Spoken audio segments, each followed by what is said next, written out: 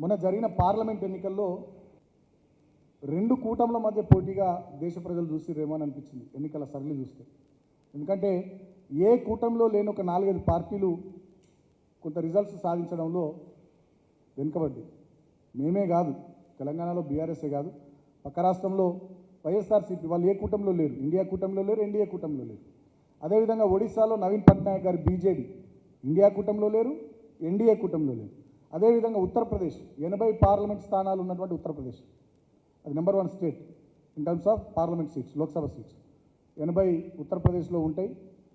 మన 48 అక్కడ వెస్ట్ బెంగాల్లో ఉంటాయి, 42 మహారాష్ట్రలో ఉంటాయి, 39 తమిళనాడులో ఉంటాయి.